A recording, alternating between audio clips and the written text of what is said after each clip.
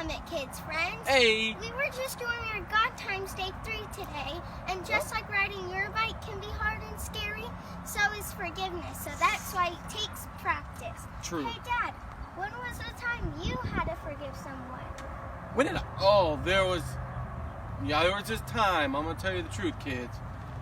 I was telling Maci this earlier. It's kind of a gross story, but it's true. First grade. I'm standing in the cafeteria line to get my lunch.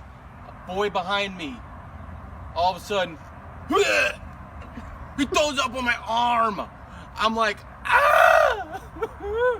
Luckily, I had a sweatshirt on, but it was throw up all down my arm.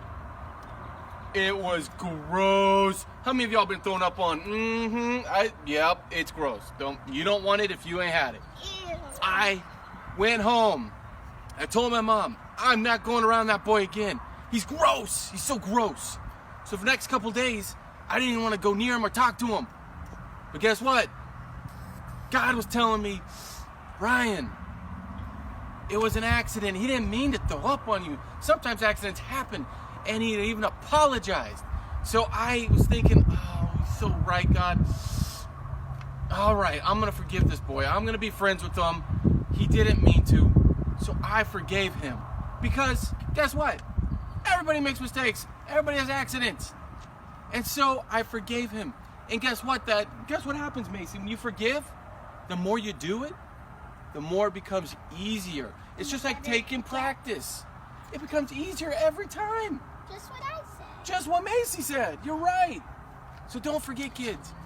Don't stay mad. Exercise that little part in your brain that says, I don't want to forgive. Yes, forgive. Keep exercising and practicing it. And soon it'll be easier and easier.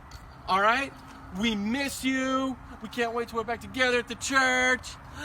And stay blessed, summer kids. Love y'all. Peace.